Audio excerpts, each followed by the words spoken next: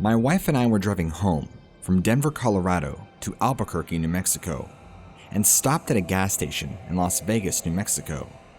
I believe it was Phillips 66 at approximately 100 on 10/18/2013.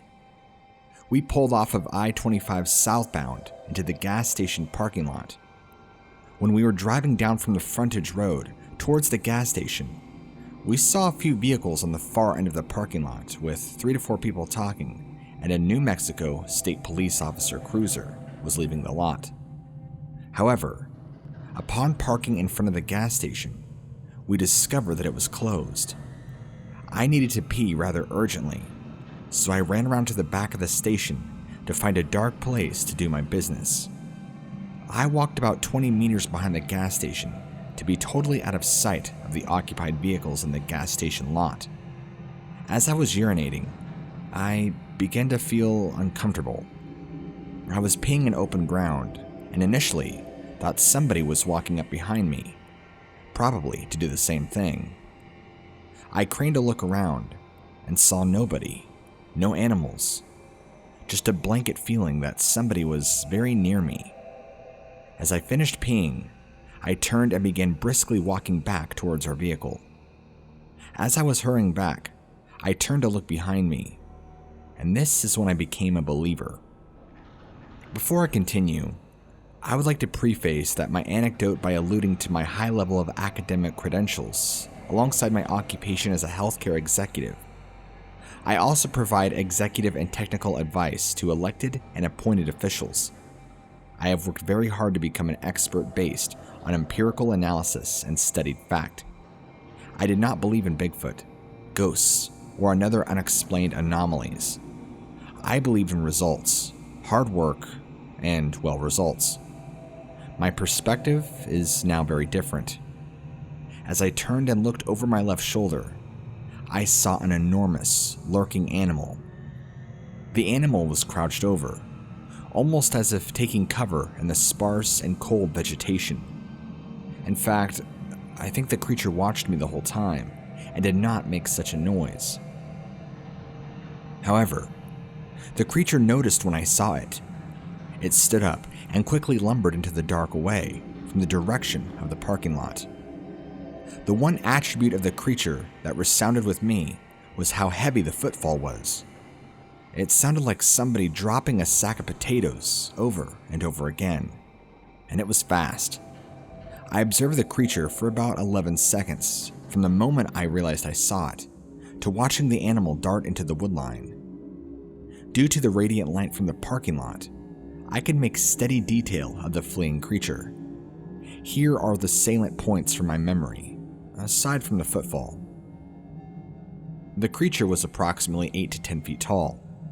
I'm 6'2", and this animal would have towered over me, since I observed it on flat land leading to my estimation. The hair on the creature was matted, like dogs that live outside. The coloration was dark brown. The creature had a very defined gait. It took strides that I would estimate to be 3 to 4ths of my stride per one of its strides. It had massive human-like hands. The creature was very skittish, not moving until realizing I was observing it, lending to a higher intellect than that of a brown bear. I believe the creature may have fled in fear. I did not make eye contact, but noticed a massive brown and defined jaw and cranial structure. There is one other trait that I have since read about that may allude to this being a New Mexico Bigfoot. The air was rank with what I thought was the dumpster behind the gas station. However, this might be the musk eyewitnesses have reported in the past. I cannot be sure, but it was very powerful, and somewhat reminiscent of what I perceived to be urine. This incident was fearful and moving. I was unable to sleep for days and could not bring myself to tell my wife, until recently. Due to my profession and reputation, I have extreme reluctance about openly sharing my encounter. However, I have personal visual evidence of a so-called mythical beast, and I do not know what to do with it. Another fact, I have a concealed carry handgun license in the state of New Mexico, and was carrying a 1911 .45 at the time of the incident. I was so scared that reaching for my weapon would have been an afterthought. I was actually scared stiff. I also noticed that the animal was trying to stay hidden and very cognizant of what I was and when I noticed it.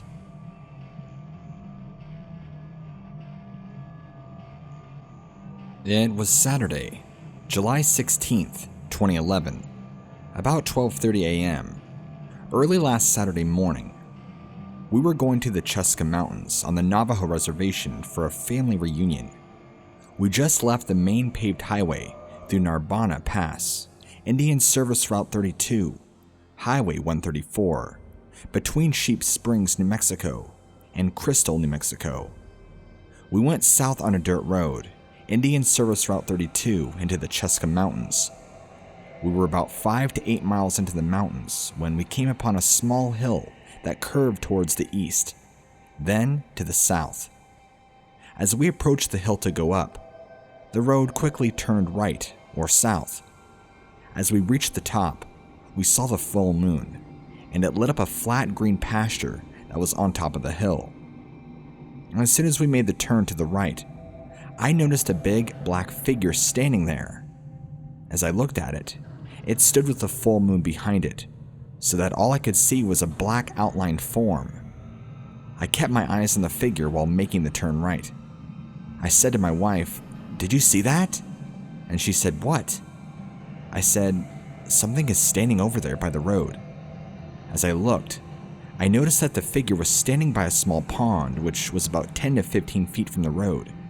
I could see the figure's reflection in the pond, along with the full moon. I would say when I first saw it, it was about 75 feet away. As we got closer, our headlights turned to the right, away from the black figure. But I still could see it, because the moonlight was so bright. It just stood there, still, as if it was waiting for us to leave. I told her I was going to pull the truck onto the edge of the road being dirt, and because of the rain, it had been plowed, so there was a ridge of dirt on both sides of the road.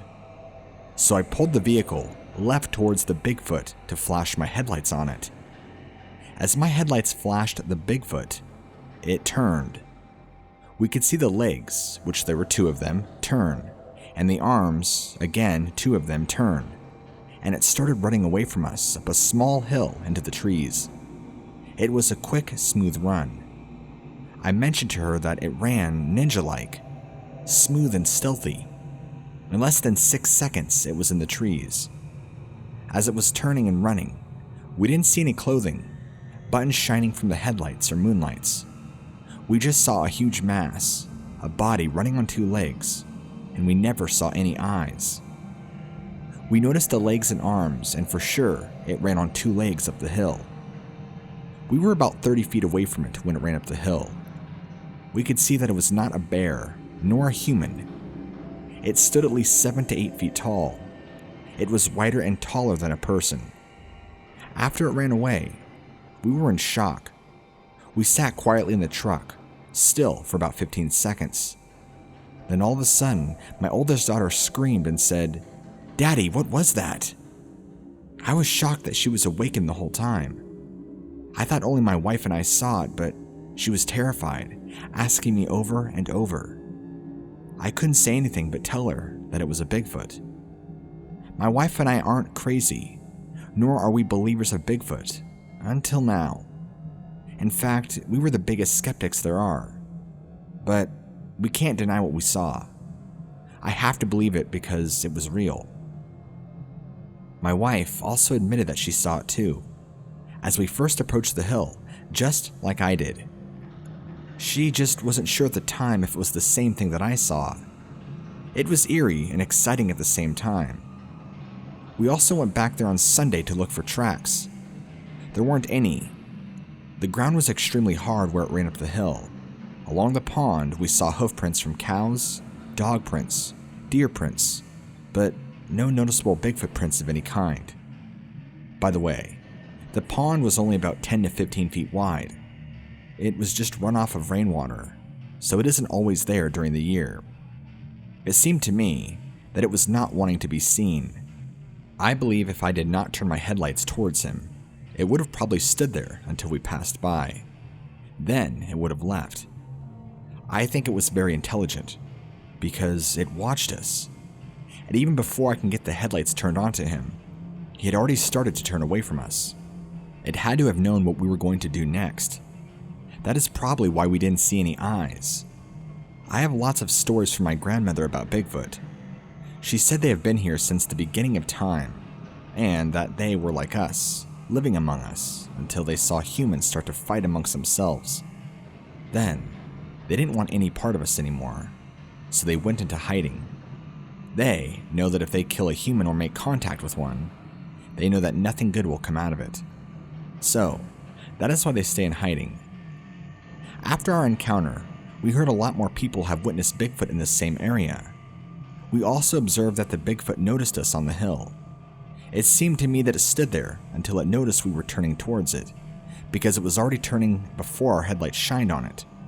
That is why we didn't see any eyes or any face. I've also heard other stories.